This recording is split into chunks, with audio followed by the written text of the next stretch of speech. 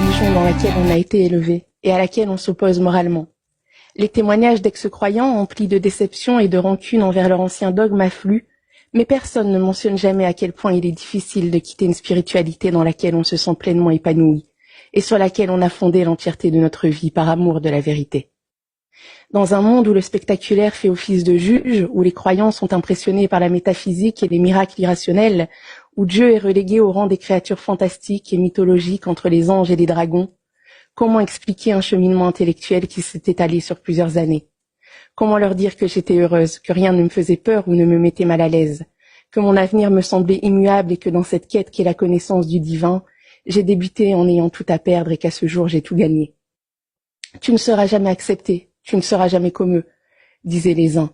Tant que tu n'es pas comme nous, tu resteras une étrangère à nos yeux, pensaient les autres. Mais ce qu'ils ignoraient, c'est que cela n'a jamais eu la moindre importance pour moi.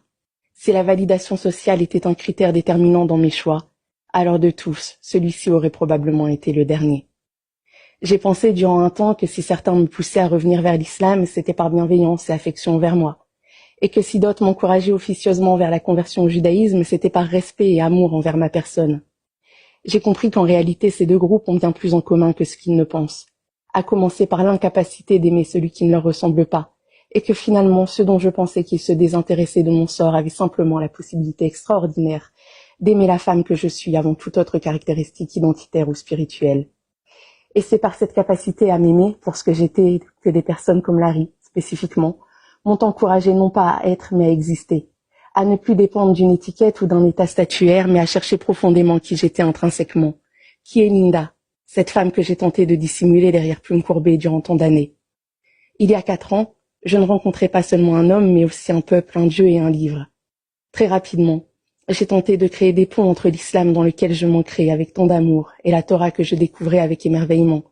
Puis de discussion en études, je comprenais que tout ce qui m'avait amené à chérir l'islam et à grandir spirituellement n'était que des voyées du judaïsme. Mais il faut du temps à un homme pour appréhender ce qu'il comprend, puis transformer ses enseignements en réalité, du judaïsme. Mais il faut du temps à un homme pour appréhender ce qu'il comprend, puis transformer ses enseignements en réalité. Du temps, oui, et des questions, beaucoup de questions. Des insomnies et des amis patients, à l'instar de Larry, Yoni, Albator ou Ivry. Pardon de ne pas citer tout le monde. J'ai été impactée par la pression sociale, la peur du rejet, de l'inconnu, l'inconfort de la remise en question et la solitude de l'âme. J'ai souvent fait 3 pas en avant, puis 5 en arrière. J'ai été oppressée par des cases trop petites dans lesquelles j'essayais de rentrer. Puis un jour, enfin, j'ai décidé d'être honnête envers moi-même avant de tenter de répondre aux questions d'autrui. Je ne suis plus musulmane, c'est évident. Je ne suis pas juive, c'est vrai. Et puis dans le fond, suis-je une personne différente? La réponse est non. Je suis toujours la même. Je crois toujours en Dieu. J'ai juste appris à le connaître et à le servir différemment. Je suis simplement revenue à sa parole primaire.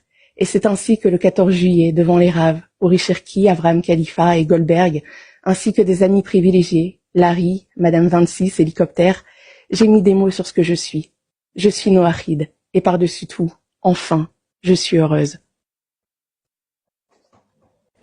Ouais.